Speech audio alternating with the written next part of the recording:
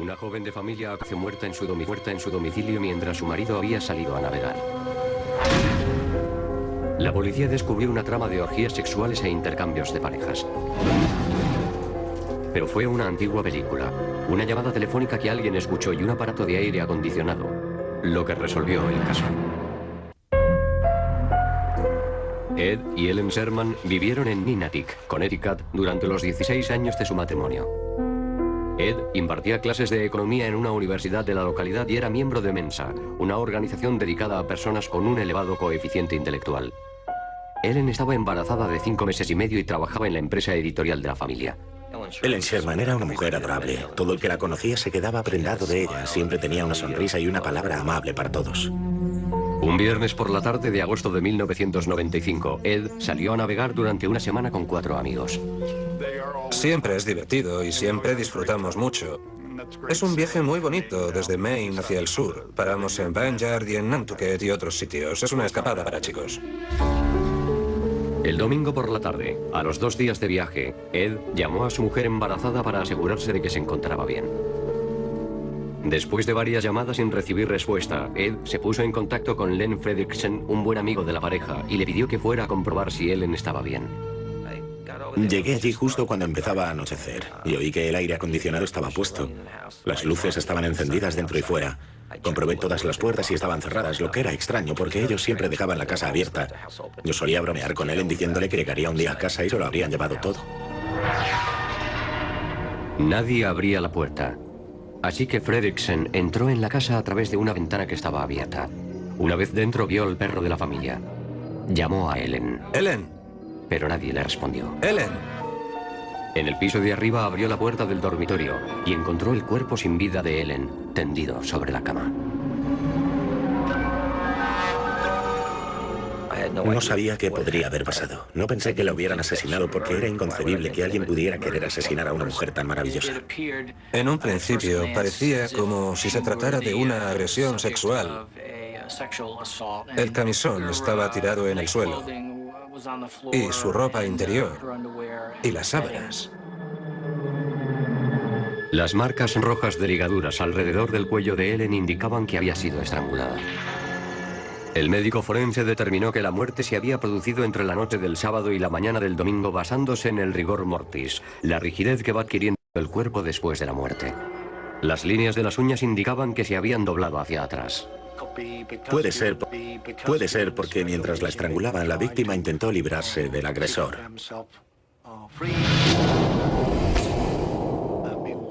Tal vez forcejeara con el agresor y le arañara. La policía no encontró señales de que se hubiera forzado la entrada y no faltaba ningún objeto de valor, lo que descartaba el robo. Usando una emisora de radio, un agente de policía le dio la mala noticia a Ed Sherman. Estuvieron hablando un rato, pero yo no estaba escuchando y al final me dio el micrófono y dijo: Wayne, ponte tú, es la policía. Dicen que Ellen ha muerto. El detective Mike Malchik no tardó en descubrir que la vida de los Sherman estaba lejos de ser una vida corriente. Era una vida de engaños, sexo e intrigas.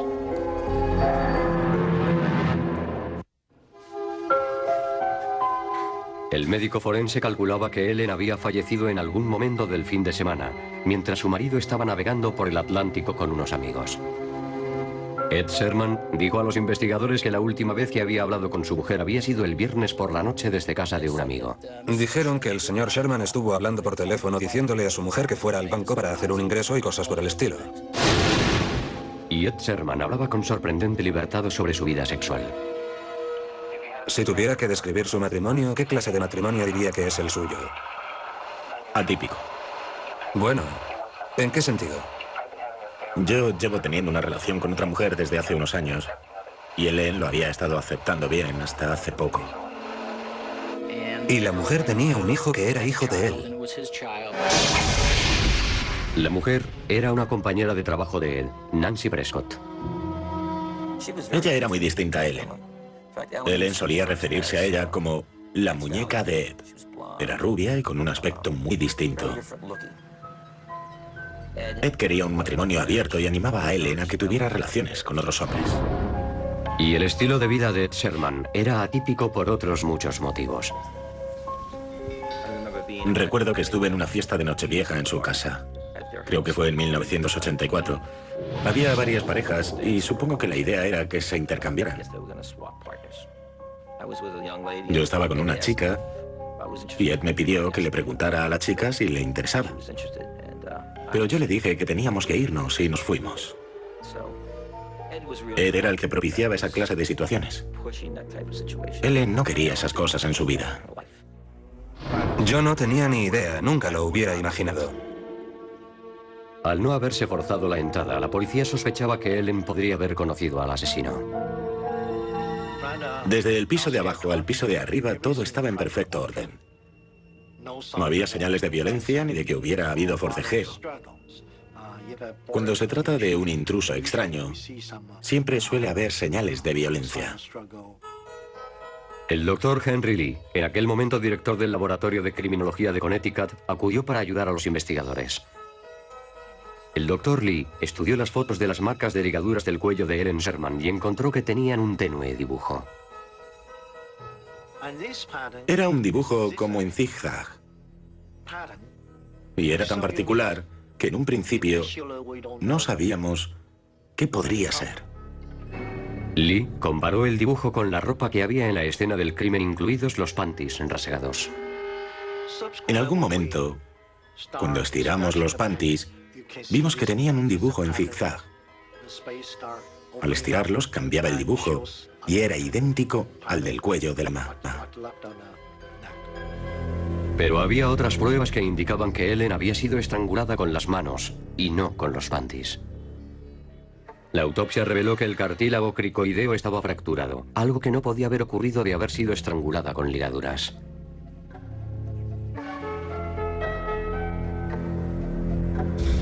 En opinión del Dr. Lee, el asesino enrolló los panties en el cuello de la víctima con posterioridad para preparar la escena del crimen, de forma que pareciera una agresión sexual. En las sábanas vistas bajo luz ultravioleta aparecieron pruebas que dieron esperanzas a los investigadores para identificar al asesino. Por extraño que parezca, en la sábana encontramos entre 150 y 200 manchas distintas de semen. Eso son muchas manchas de semen. Las muestras biológicas estaban demasiado degradadas para hacer la prueba de ADN, lo que significaba que las manchas ya llevaban ahí bastante tiempo y habían sobrevivido a los lavados. En su búsqueda de sospechosos, la policía descubrió que la amante de Ed, Nancy Prescott, podría haberse enemistado con Ed y Ellen. Recientemente, Ed había decidido poner fin a la relación para salvar su matrimonio. Cuando Ellen se quedó embarazada, le dijo: quiero que te quedes en casa y seas un padre para nuestro hijo, y que estés aquí cuando nazca y te olvides de esa mujer. Estuvieron hablando y Ed dijo que estaba dispuesto a dejar a su amante y que sería un buen padre y un buen marido para Ellen. Y entonces rompí la relación con la otra mujer. Estaba enfadado porque me obligaban a tomar una decisión. Así que le dije a Nancy que ya no podía soportarlo más. Y ella decía: ¿por qué? ¿Por qué? ¿Por qué? Los detectives le pidieron a Ed que se sometiera a la prueba del polígrafo. Él accedió. Los resultados fueron inconcluyentes. Y Nancy Prescott tenía una coartada para el día del asesinato. El rastro del asesino estaba empezando a enfriarse. Mike Malchik le había prometido a la madre de Ellen, Rose, que no iba a abandonar el caso y encontraría al que le había hecho eso a su hija. Entonces, Malchik tuvo un golpe de suerte. Estuvo viendo una película en la que había un asesinato idéntico al de Ellen Sherman. ¿Conseguiría la película llevar a la policía hasta el asesino?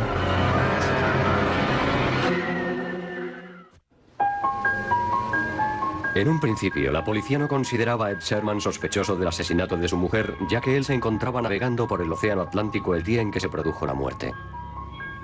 En este caso, él estaba navegando por el Atlántico. Era una coartada perfecta. Y con 4 testigos. La hora de la muerte es muy importante en los casos de homicidio. Porque cuando se establece la hora de la muerte, se puede impugnar la declaración de un testigo o de un sospechoso, o corroborar la declaración del sospechoso. Sin embargo, determinar la hora de la muerte es algo muy complicado. El rigor mortis es una de las mejores formas para determinar la hora de la muerte. Este es el aspecto que presenta un cuerpo humano cuando se produce el rigor mortis, el progresivo endurecimiento de los miembros y el cuerpo entre las 12 y 24 horas después de la muerte. Cuando se encontró el cuerpo de Ellen, ya estaba en las últimas fases del rigor mortis y haciéndose más flexible. Después de estudiar el informe de los investigadores, el Dr. Lee descubrió una prueba importante. Era algo que Len Fredriksen había dicho cuando apareció el cadáver de Ellen. Fue casi como abrir una nevera. El aire acondicionado estaba puesto a toda potencia. El testigo después lo describió como una habitación mucho más fría de lo confortable para una persona. Una habitación muy fría podía ralentizar la descomposición y el proceso del rigor mortis. Eso significaba que el asesinato de Ellen Sherman pudo haber tenido lugar antes de la hora que se había calculado. Quedó muy claro que la hora de la muerte no podía haber sido el domingo. Aunque no pudiéramos decir la hora exacta, todo indicaba que debía haberse producido el viernes. Si Ellen Sherman fue asesinada la noche del viernes, entonces Ed Sherman habría tenido tiempo de sobra para cometer el crimen. La policía también averiguó que Sherman vestía pantalones largos y camisa de manga larga para ir a navegar en pleno agosto. Ahora recuerdo que todos llevábamos pantalón corto y camiseta y él llevaba pantalón largo y un jersey de cuello alto. Nunca le vi en el barco llevando manga corta. Las uñas de Ellen estaban muy dañadas y la policía sospechaba que Ed podría estar intentando ocultar las marcas de los arañazos. Ed negó todo enérgicamente y dijo que su mujer estaba viva cuando él se marchó. Dijo que incluso había hablado con ella desde casa de un amigo en presencia de testigos. De ser cierto, Ed no podría ser el asesino. Pero Ed no era el único que estaba escuchando la llamada de teléfono. La hija de un amigo también escuchaba. Ella cogió el teléfono porque quería hacer una llamada, supongo. Ella dijo, es que yo oí al señor Sherman hablando por teléfono. Y dijo, yo lo había cogido para llamar y solo se oía que sonaba y sonaba y le oí decir, yo también te quiero, pero no le contestaba a nadie. Le preguntamos por qué no había colgado y ella dijo que porque le pareció extraño que estuviera hablando sin que nadie contestara. A los 5 minutos de salir de casa finge una llamada a su mujer. Y eso es difícil de explicar. Él no podía imaginarse que una niña de 9 años fuera a descubrirle. Y al final no era tan inteligente como él creía. Y también hicieron otra averiguación interesante. Una testigo dijo a la policía que se había encontrado con Ed la mañana del día que iba a salir a navegar. Durante la conversación, Ed le recomendó que viera una película que le había gustado mucho titulada Blackout.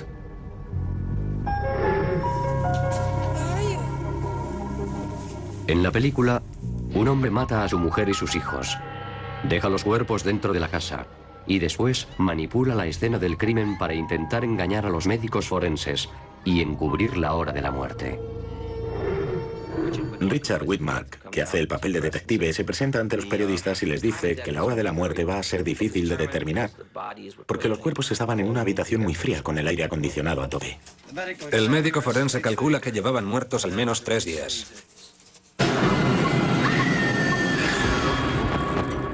El aire acondicionado de la casa estaba encendido. Y al parecer eso retrasó la descomposición de los cuerpos. ¿Era posible que Ed hubiera hecho lo mismo? Sus amigos decían que parecía sentir una morbosa fascinación por los detalles del asesinato de su mujer. Me lo preguntó 1 y 1000 veces. ¿Sabes si han determinado la hora de la muerte? Parecía que le interesaba mucho. Y también me preguntó si sabía cómo se descomponía un cadáver. Me parecía una pregunta extraña y le dije que no. La realidad va mucho más allá que la ficción. En la vida real ocurren tantas cosas que no hace falta inventar nada. Es algo espantoso. La policía y los fiscales se preguntaban qué podría haber impulsado a Sherman a matar a su mujer. A pesar de la aparente reconciliación, sus amistades decían que Ellen había decidido pedir el divorcio. Ellen era la accionista mayoritaria del negocio familiar y supuestamente le habría dicho a Ed que iba a dejarle prácticamente sin nada. Ellen dijo que podía quedarse con su amante, con su barco y se acabó. Y yo le dije, ¿seguro que eso es lo que quieres hacer? Y ella me dijo que ya no podía seguir viviendo así. Me dijo, él nunca podrá ser un marido y un padre para sus hijos. Él siempre va a llevar una doble vida. La acusación pensaba que Ed Sherman había planeado cuidadosamente el asesinato de su mujer. La pareja había tomado una cena ligera y después, mientras Ellen estaba cambiándose de ropa en el dormitorio, y según la acusación, Ed la estranguló hasta matarla.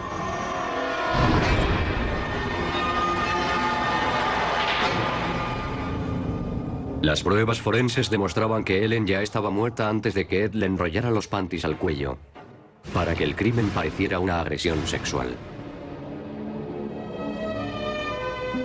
Inspirado por la película Blackout, puso el aire acondicionado a máxima y salió para embarcar hacia las 7 de la tarde.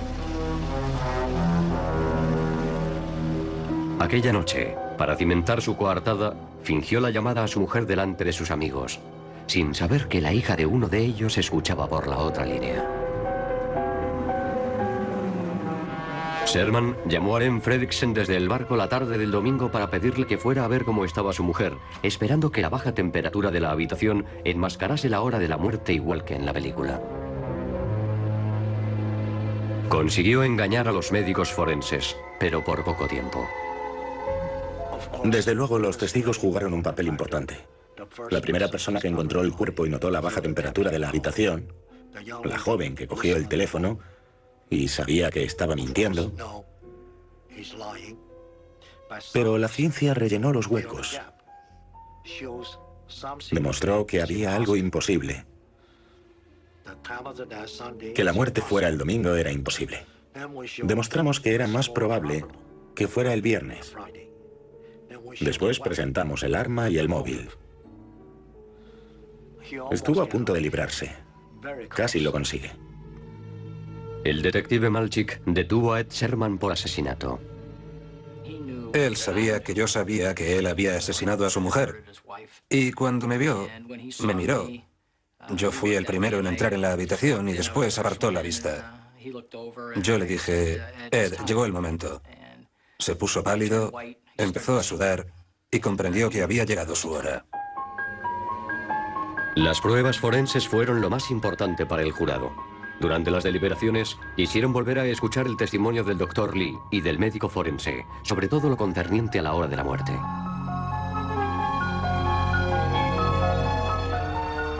Uno de los jurados dijo que lo importante había sido que tuvo el tiempo, la ocasión y los motivos para hacerlo.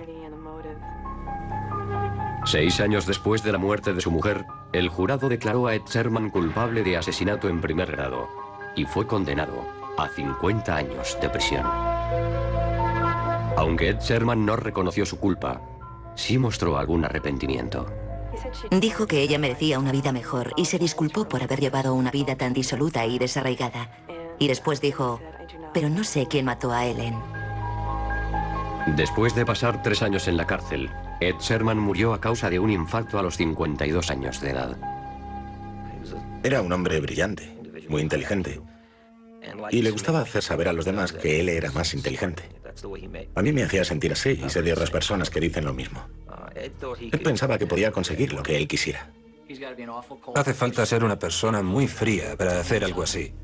La mató con sus propias manos y estaba embarazada de su propio hijo. Así que era un hombre frío y calculador y no merece la compasión de nadie.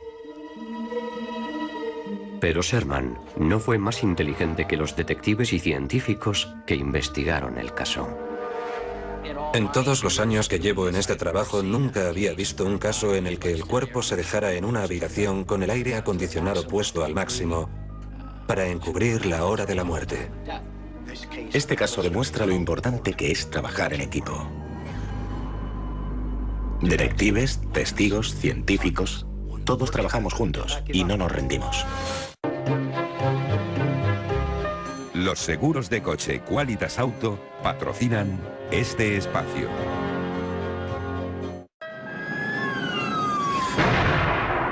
La policía de Illinois buscaba a un asesino que había tenido la precaución de no dejar huellas, pero que no se había molestado en ocultar su identidad. Vamos a ver cómo un científico forense con una sola pisada supo identificar al asesino cuando ni siquiera 2 testigos presenciales habían podido hacerlo. El 19 de julio de 1991 era un típico día húmedo y caluroso de Peoria, Illinois. Después de la puesta de sol, cuando la temperatura baja, es el momento perfecto para comer en el jardín. Mucho calor, mucho calor. Y teníamos las ventanas abiertas y también las puertas abiertas. Casey Johnson y su compañera de piso Jennifer Loston habían pasado la tarde con el novio de Jennifer, Tommy Smith. Después de cenar, fuimos a la tienda para comprar algo dulce de postre. Volvimos y apartamos la mesa de café y pusimos un colchón en el suelo del salón para poder tumbarnos los tres a ver la tele. Todos se pusieron a ver una película de terror de Stephen King y a los 15 minutos se quedó dormida. Se despertó con ruidos que no venían de la televisión. Oí unos gritos. Se dio la vuelta y vio a Tommy forcejeando con un extraño que estaba armado con un cuchillo. Casey corrió al teléfono para llamar a la policía. Necesitamos a la policía. Perdón, no le oigo bien. Necesitamos a la policía. Antes de que llegara la policía, el extraño ya había herido a Tommy y después se lanzó a por Jennifer. Yo solo gritaba lo más fuerte que podía y él seguía clavándome el cuchillo por todas partes. ¿Qué es lo que pasa? Hay un intruso. ¿Cómo? Un intruso. Increíblemente, Jennifer consiguió arrebatarle el cuchillo al agresor. Luché con todas mis fuerzas, le golpeaba y le daba patadas. Pero sus acciones solo alimentaban su ira. El intruso volvió a coger el cuchillo y volvió a atacar. Me dio 2 puñaladas y me dio por muerta. Señorita, ¿esa persona que ha entrado en su casa lleva algún arma? ¿Oiga? Entonces encontró a Casey en el dormitorio hablando por teléfono con la policía. Por favor, no se lo diré a nadie. Se lo prometo, por favor, no. ¿Oiga? Jennifer consiguió llegar a casa de un vecino para pedir ayuda. No puedo moverme. Tengo un corte en el cuello. He perdido mucha sangre. Está bien. ¿Puede describir a la persona que le ha hecho eso? No, no puedo. ¿Puede decirme cómo iba vestido? No me acuerdo. Cuando llegó la policía, el intruso había desaparecido. Le dije a la policía que sabía que me estaba muriendo, pero que fueran a salvar a Tommy y a Casey. Pero ya era demasiado tarde para el joven de 21 años, Tommy Smith. Se certificó su muerte en la misma escena del crimen. Jennifer y Casey fueron trasladadas urgentemente al St. Francis Medical Center. Mi padre vino a recogerme al trabajo y me dijo que habían matado a Tommy. Y yo me quedé de piedra. No podía creerlo. No podía ser él. Tommy, imposible. Y tardé un poco en darme cuenta de la realidad. Y era que Tommy estaba muerto. Tommy Smith hizo un gesto heroico. Estaba dispuesto a reducir al agresor, atarle a una silla y mantenerle ahí hasta que llegara la policía. Pero eso fue lo que le costó la vida. Yo creo que Tommy no podría haberlo superado si hubiera muerto alguna de las chicas, sobre todo Jennifer. La policía esperaba que las 2 jóvenes pudieran identificar al asaltante.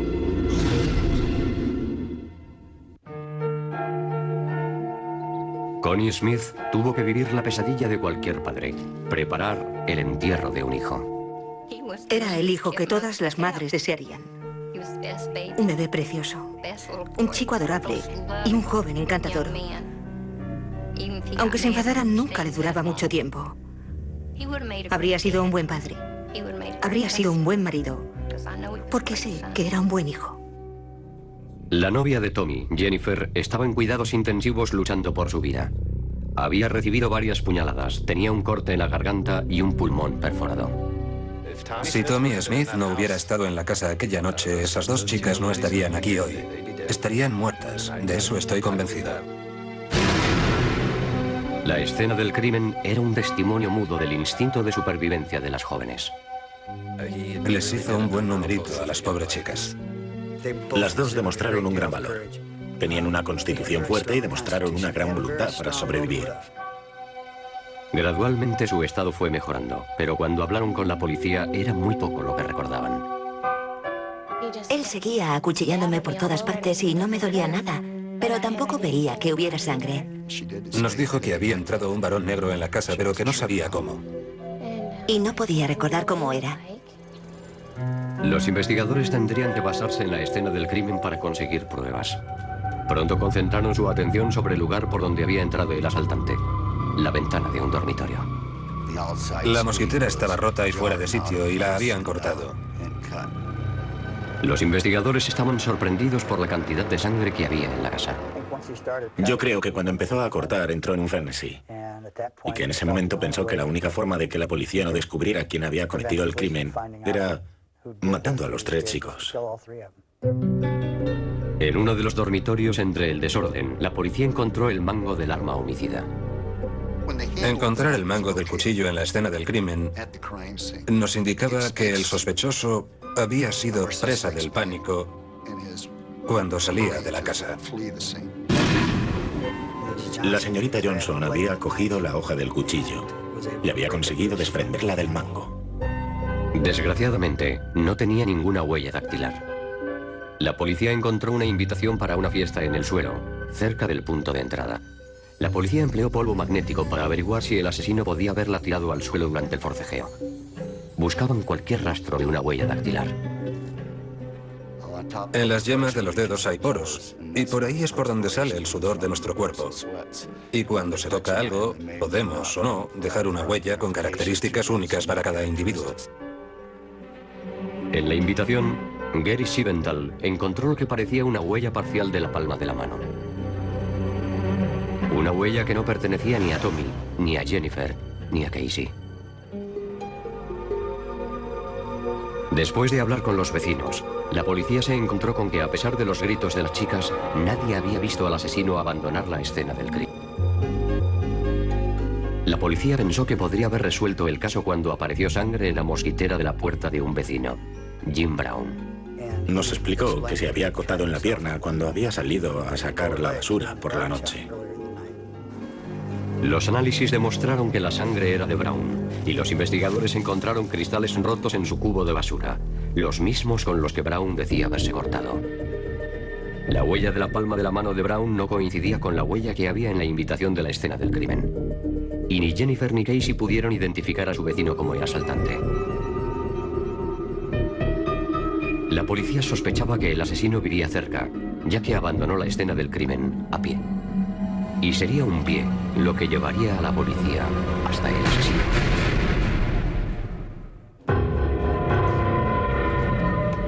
Gary Siebenthal se negaba a abandonar la búsqueda del asesino de Tommy Smith. Al revisar el caso, Siebenthal recordó algo que Jennifer y Casey habían dicho sobre el intruso. Al final conseguí quitarle el cuchillo porque llevaba unos calcetines enrollados en las manos. Ella consiguió recordar que llevaba unos pantalones cortos color caqui.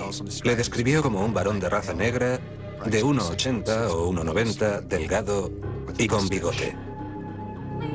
Y las chicas recordaban algo más, que el intruso iba descalzo. ¿Por qué iba un asesino a entrar en una casa con calcetines en las manos, pero sin llevar nada en los pies? Y si el asesino vivía cerca, ¿por qué no ocultó su rostro? Entraba en una casa donde podían reconocerle, o era seguro que le reconocerían. Y yo creo que el hecho de que entrara en silencio y armado con un cuchillo demuestra que su intención siempre fue la de hacer todo el daño que pudiera a las dos jóvenes. Pero el hecho de que fuera descalzo pronto se convirtió en el centro de toda la investigación. Eso nos dio una pista sobre lo que podía ser la huella de la tarjeta, porque no parecía la huella de una mano para los investigadores. Era algo extraño, que nunca habían visto antes. De repente, Siebenthal empezó a pensar que la huella de la invitación podría no ser la huella de una mano en absoluto. Algunas partes de la mano se parecen mucho a las partes del pie, porque tienen las mismas características. Tienen puntos y líneas con bifurcaciones y trifurcaciones. ¿Sería posible que el asesino hubiera tirado la tarjeta al suelo y que después la hubiera pisado? De ser así, la calurosa y húmeda noche de julio habría creado las condiciones idóneas para dejar una huella. Eso ocurre por que el individuo deja con las huellas de los dedos y de la palma de la mano. Siebenthal emprendió la ardua labor de identificar la huella. Usando un microscopio y un puntero, examinó las líneas de la huella y todas las bifurcaciones y trifurcaciones, que son puntos en los que una línea se divide en 2 o 3. La policía tiene una base de datos con huellas dactilares, pero no incluye huellas de la planta de los pies. Siguiendo una corazonada, la policía le pidió al vecino de las jóvenes, Jim Brown, que les proporcionara las suyas. Le tomamos las huellas por orden judicial. Tomar las huellas de la planta del pie no es algo que suele hacerse cuando una persona es detenida. Siebenthal comparó las huellas de Brown con la huella de la tarjeta de invitación. Hay que buscar la singularidad de los puntos de identificación. Y los puntos coincidían con los del talón izquierdo de Jean Autry Brown. Gary Siebenthal había conseguido una identificación positiva. Era la primera vez en la historia del Departamento de Policía de Peoria en la que se había recuperado la huella de la planta de un pie en la escena de un crimen. No entiendo por qué iba descalzo, pero no me parece muy inteligente. No es lo más inteligente que se puede hacer. La gente no se da cuenta de que las huellas de los pies también son únicas para cada individuo. Son tan singulares como las huellas dactilares. Así que habría hecho mejor poniéndose calcetines en los pies y otros calcetines en las manos. Tras el registro del domicilio de Brown, la policía encontró un juego de cuchillos idénticos al del arma homicida. Y además encontraron el bolso de Casey Johnson. La policía también encontró unos calcetines ensangrentados junto a la hoja del cuchillo del arma homicida. Y dentro de uno de los calcetines estaba la alianza de Jim Brown. Por último, los investigadores también encontraron pequeños restos de sangre en el pelo del señor Brown. Debía estar cubierto de sangre cuando salía de la casa después de haber atacado a 3 personas. Y todavía había restos de sangre en su cuerpo. Las pruebas de ADN demostraron que la sangre pertenecía a las 3 víctimas, Tommy, Jennifer y Casey. Jim Brown fue detenido y acusado de asesinato. Él tenía una mujer, tenía un hijo precioso y tenía una familia que le quería. Pero había escogido el camino de las drogas y por eso me quitó mi hijo a mí. Cuando usted entra en la casa y cruza el dormitorio hacia la puerta que daba al... Yo no vi a nadie hasta que llegué al salón. Entonces el chico me atacó y me cogió por la cabeza. ¿Entiende usted que tiene derecho a guardar silencio y no está obligado a hablar conmigo ni contestar a mis preguntas si no es de forma voluntaria? Lo entiendo. Cuando la policía presentó a Jim Brown la montaña de pruebas que había contra él por el asesinato de Tommy Smith, de 21 años, y las agresiones a Jennifer Losdon y Casey Johnson, decidió confesar. ¿Le clavó usted el cuchillo? No sé si se lo clavé. No lo sé, estábamos forcejeando. Creo que lo que intentaba era quitarme el cuchillo y yo no quería soltarlo, y entonces fue cuando se cortó. ¿Sabe el tiempo que duró el forcejeo? Yo diría que unos 45 segundos. ¿Cómo terminó la pelea? Pues dio unos pasos y se cayó al suelo. Brown reconoció haber consumido crack y cocaína el día de los hechos. Después de cenar con su mujer y su hijo, Brown dijo que necesitaba dinero para comprar más cocaína. Estaba en la cama. Me levanté, me puse la ropa y fui a la casa de enfrente. Se quitó el calzado para poder caminar sin hacer ruido y se quitó los calcetines para ponérselos en las manos y así evitar dejar huellas dactilares.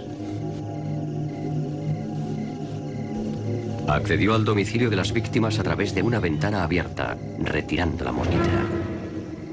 Pero nunca pensó que podían quedar las huellas de sus pisadas, igualmente singulares e igualmente incriminatorias. Tommy Smith luchó con valentía, pero no era rival para el cuchillo de Brown. Jennifer consiguió salir de la vivienda mientras Brown estaba en otra habitación. Casey sobrevivió gracias a que se hizo la muerta después del ataque. La rápida atención médica consiguió salvarlas a las dos. Uno de los mejores amigos de Tommy Smith sigue sin comprender el absurdo de lo que había sucedido. Me ponía enfermo que alguien pudiera quitar una vida por unos dólares para poder ir a colocarse. Eso es algo sin sentido. No tiene ningún sentido. Al perderle tan pronto, lo único que lo hacía más soportable es que solo tenía 20 años y que había disfrutado plenamente de todos ellos. Él sabía disfrutar de la vida. A pesar de su confesión, seguía habiendo partes de su relato que los detectives no terminaban de creer. Jennifer y Casey vivían justo enfrente de la casa de Brown.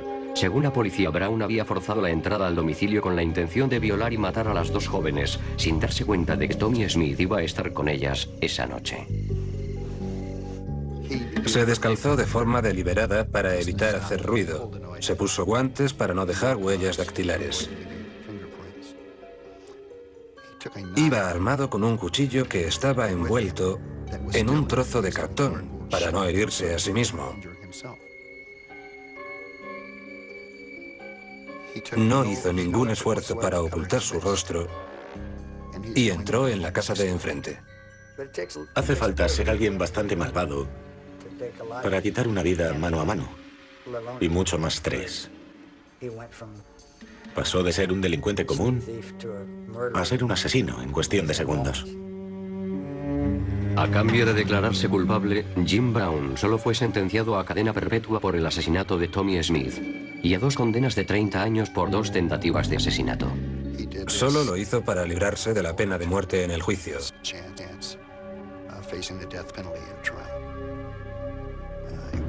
Estaba en juego la pena capital y creo que fue lo mejor que podía hacer. Lo que no sabía Jim Brown era que la madre de Tommy Smith nunca pensó en solicitar la pena de muerte. No podía soportar la idea de ver a otra madre junto al ataúd de su hijo muerto y que otra familia pasara por lo que la nuestra había pasado. Tener a un hijo en la cárcel durante el resto de su vida ya es malo. Pero no hay nada peor que tener que enterrar a un hijo. La verdad es que no sé por dónde empezar. No sé cómo ha pasado todo esto, pero ha pasado. Todo el tiempo que llevo aquí sentado he estado deseando que nada de esto hubiera ocurrido. Pero ya está hecho. Sí expresó muestras de arrepentimiento y lo mucho que sentía lo que había ocurrido, pero al mismo tiempo se protegía diciendo que no recordaba exactamente todos los hechos. Ha pasado. Y yo sigo preguntándome por qué, pero no sé por qué. Jennifer Lawson hoy es una mujer casada y con hijos, pero sigue viviendo con las cicatrices físicas y psicológicas de aquel día. Él dijo que se arrepentía y que no quería hacerlo. Yo no puedo perdonarle todavía y creo que ha recibido su merecido. Cuando te pillan haciendo algo, pides perdón. ¿Pediría perdón si no le hubieran cogido? No lo sé, pero lo dudo mucho. Si Jim Brown no hubiera ido descalzo aquella noche, los investigadores no habrían encontrado la valiosa huella del pie que le situaba en la escena del crimen. Yo creo que es una ironía creer que eres el más listo y que te cojan. Es la mejor prueba de que hasta los mejores planes fracasan. Él pensó entrar descalzo para no hacer ruido y poder moverse por la casa en silencio. Y sin embargo dejó tras de sí una prueba decisiva. A veces podemos decir a los sospechosos que ellos mismos son el mejor testigo que hay contra sí mismos. Y en este caso concreto, con la huella del pie que había dejado, había sellado su propio destino.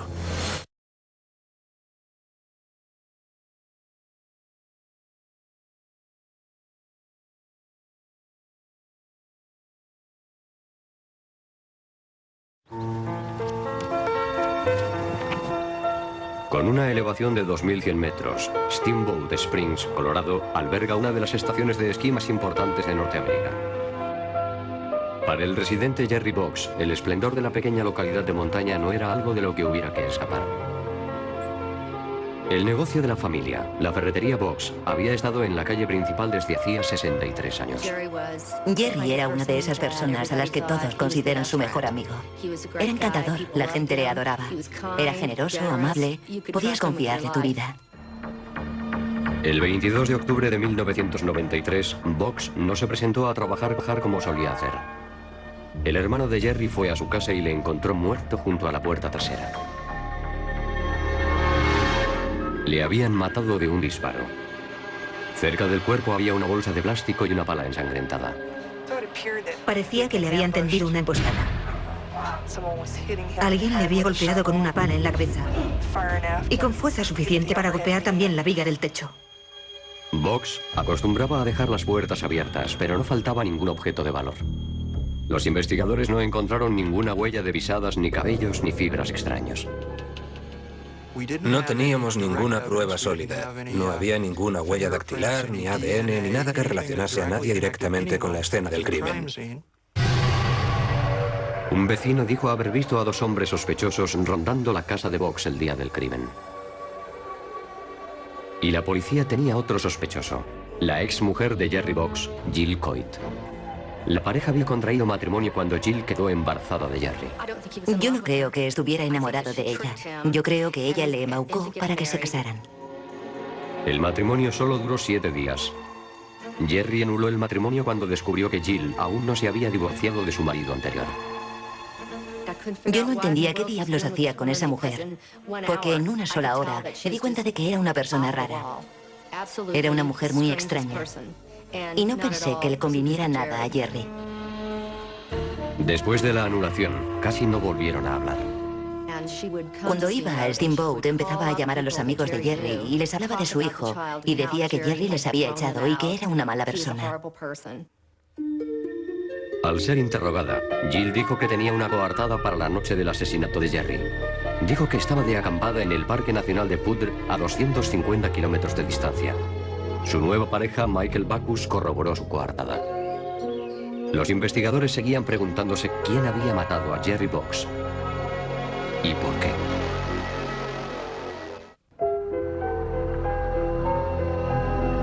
La autopsia reveló que a Jerry Box le habían golpeado con una pala y le habían disparado 3 veces en el pecho con una pistola del calibre 25. Los investigadores analizaron detenidamente la pala en busca de alguna pista.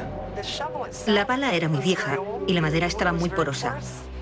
En el laboratorio determinaron que quien la hubiera usado seguramente llevaba guantes. Se veía la forma de la mano ensangrentada y se veía dónde habían puesto los dedos, pero no había huellas dactilares para poder hacer una identificación. Además de las heridas en la cabeza y las heridas de bala, había otras heridas que los expertos no sabían identificar.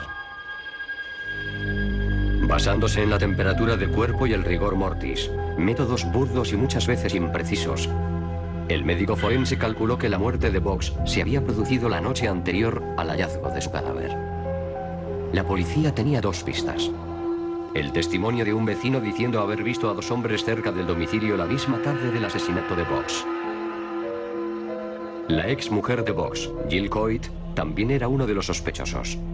Ella y Box tenían un contencioso sobre un préstamo de $100.000 que Box había hecho para el pequeño hotel de Jill durante su breve matrimonio. También era algo vergonzoso.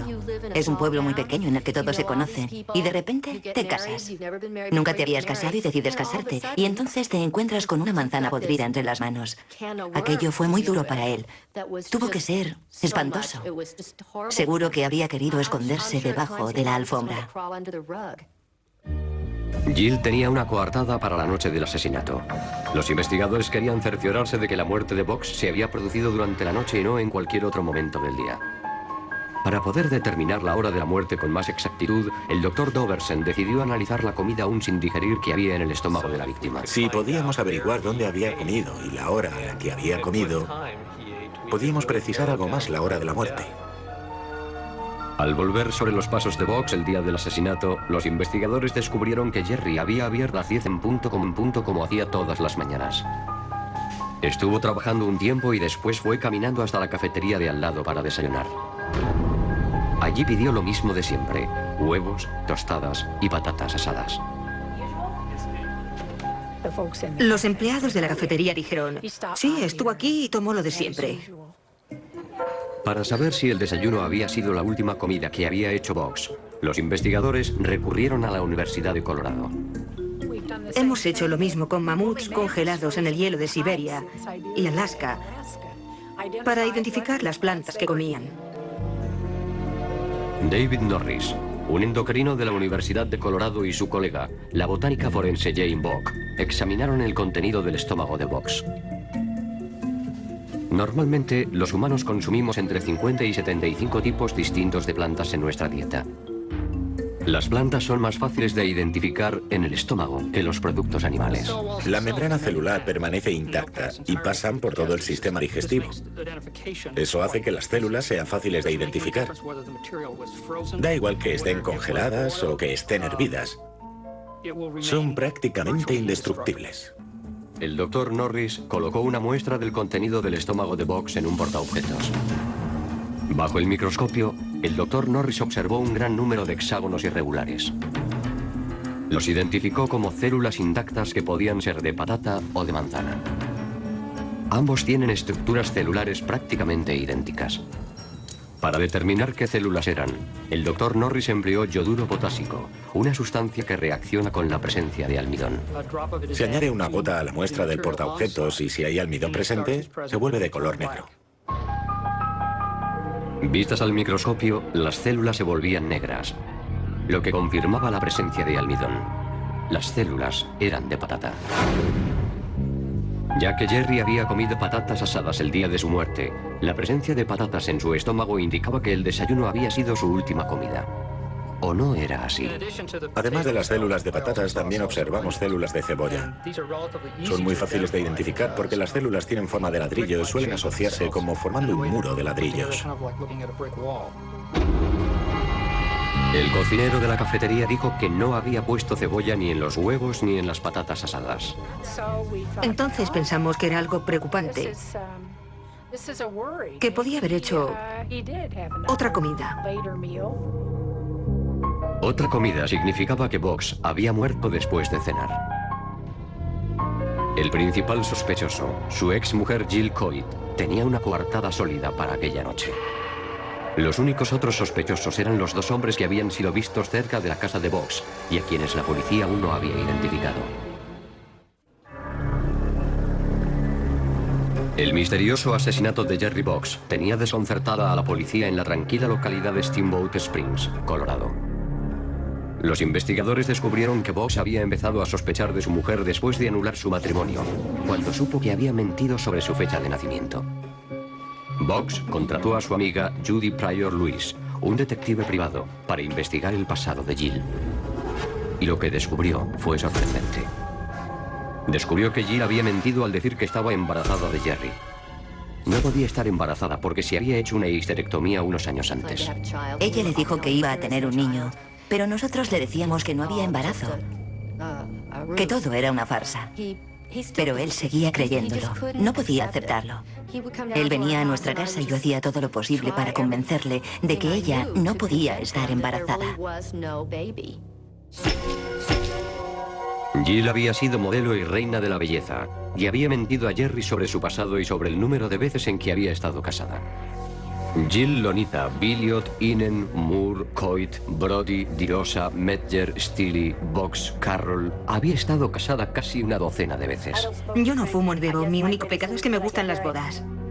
Jill se había casado y divorciado de otro hombre después de Jerry, y se disponía a subir al altar una vez más con su nueva pareja, Michael Backus. ¿Y cuál fue la reacción de Boggs? Empezó a reírse. Los dos empezamos a reírnos. Él decía, Dios mío. Lo que no era tan gracioso era que el tercer marido de Jill, William Coit, había sido asesinado 20 años antes con una pistola del mismo calibre que el arma con que habían matado a Jerry Boggs. El asesinato de William Coit quedó sin resolver. Las circunstancias eran muy parecidas porque Jerry Boggs y William Coit se estaban preparando para llevarla al juicio. Solo faltaba una semana para el juicio. Solo quedaba una semana para el juicio en el que se iba a desvelar su verdadera personalidad.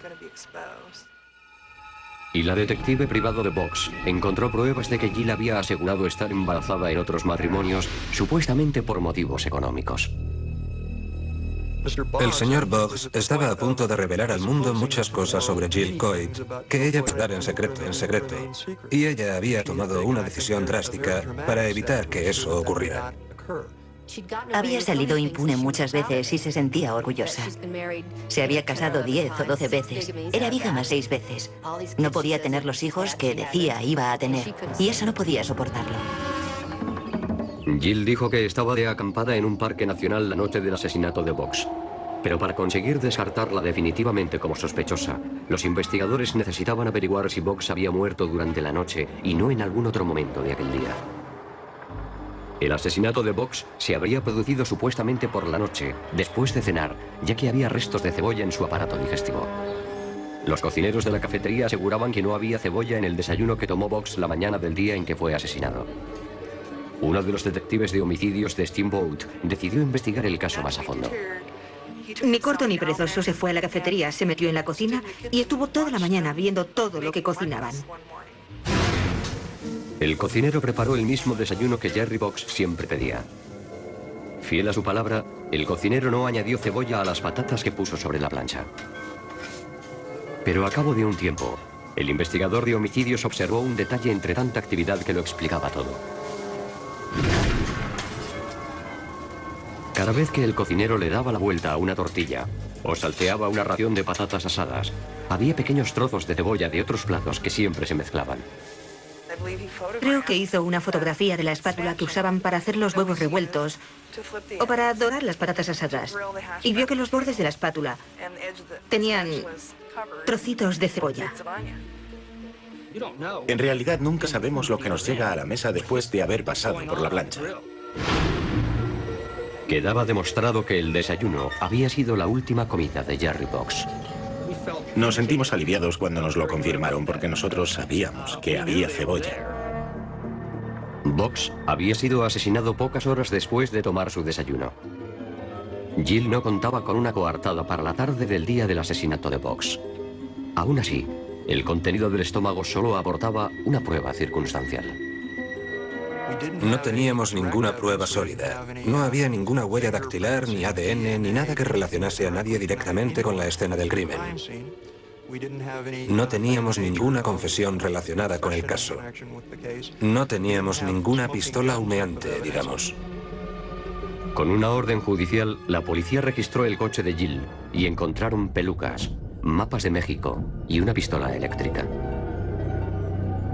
¿Sería posible que fuera Jill disfrazada a quien vieron los vecinos merodeando cerca de la casa de Jerry la tarde del asesinato?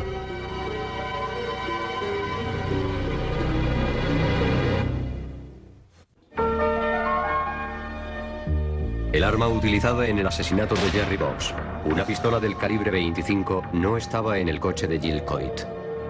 Pero los investigadores sospechaban que la pistola eléctrica que había en el maletero podría haber causado las extrañas marcas que había en la cara y el cuello de Boggs y que se detectaron durante la autopsia. Las heridas que producen las pistolas eléctricas son lo que llamamos heridas espejo, es decir, que las heridas reflejan el instrumento que las ha causado. Así que en el caso de una pistola eléctrica se ven quemaduras por descarga eléctrica en los puntos donde se aplican los electrodos. La distancia entre las dos quemaduras es la misma que la que existe entre los dos electrodos. La piel de cerdo es la más parecida a la piel humana. Así que el Dr. Doversen usó la pistola eléctrica con un cerdo vivo y anestesiado para ver si aparecían las mismas marcas redondas y rojizas que presentaban el cuello y la cara de Jerry Boggs. Las marcas eran parecidas. Curiosamente, el animal tiene que estar vivo para que se produzcan las mismas heridas. Lo que también significa que Jerry Boggs estaba con vida cuando sufrió esas heridas. Las pruebas forenses empezaban a arrojar algo de luz sobre el crimen. Los testigos que dijeron haber visto a dos hombres cerca del domicilio de Jerry el día del asesinato dijeron que Jill Coit y su novio, Michael Backus, eran de la misma estatura aproximadamente que los hombres que habían visto. A Jill le gustaba disfrazarse y tenía varios disfraces. Y al final encontramos una foto que había sido tomada antes del asesinato, en la que aparece con barba y bigote. Y la coartada de Jill se desintegró cuando la policía no pudo encontrar ninguna prueba de que Jill hubiera firmado y pagado la entrada al Parque Nacional de Poudre el día del asesinato. Jill Coit y Michael Backus fueron detenidos y acusados de asesinato en primer grado. En la audiencia preliminar parecía que hasta Jill estaba impresionada con las pruebas forenses que presentaban contra ella. Recuerdo que presenté todas las pruebas al juez y ella estaba en la sala. Al final recogí todos mis papeles y las diapositivas y pasé junto a ella y me dijo: buen trabajo. Y entonces me pareció todo un cumplido. Y hubo un testigo sorpresa, el hijo de Jill, Seth, que testificó contra ella. Después de que ella y Backus admitieran haber cometido el crimen, ella llamó a Seth para decírselo. Y creo que lo que le dijo fue algo así como que se acabó y ha sido muy desagradable. A mí no me pareció que hubiera participado de alguna forma significativa, ni que él hubiera sido cómplice del crimen. Yo creo que en realidad solo se trataba de alguien que había aceptado de mala gana recibir una información que no deseaba por parte de alguien que había cometido un acto delictivo. La acusación decía que Michael Backus y Jill Coit, disfrazada, habían entrado en casa de Jerry a primeras horas de la tarde con la supuesta intención de asesinar a Box para acabar con sus disputas por motivos económicos. Después de tomar su habitual desayuno de huevos, tostadas y patatas asadas, que de forma inadvertida contenía cebolla, Box salió de trabajar pronto aquel día y llegó a su casa poco después de la 1 de la tarde. Cuando llegó, Jill y su novio le estaban esperando. Emboscaron a Box en la puerta trasera, primero atacándole con una pistola eléctrica y después con una pala. Tras intentar estrangularle sin conseguirlo, la acusación decía que habría sido Jill la que disparó 3 veces contra Box con una pistola del calibre 25. Ambos tuvieron mucha precaución para no dejar pruebas incriminatorias y sus disfraces eran casi infalibles. Pero no podían imaginar que la ciencia forense consiguiera identificar el contenido exacto del estómago de Box para tirar por tierra su coartada. Se hizo pública la noticia del crimen. El hijo mayor de Jill, William, manifestó que sospechaba que su madre también podría haber matado a su padre, William Coit, unos 20 años antes. Es como una mantis religiosa. Devora a los hombres cuando consigue hacerse con ellos. El jurado solo tardó 5 horas en declarar a Jill Coit y a Michael Backus culpables de asesinato en primer grado. Yo creo que lo que le motivaba era el dinero.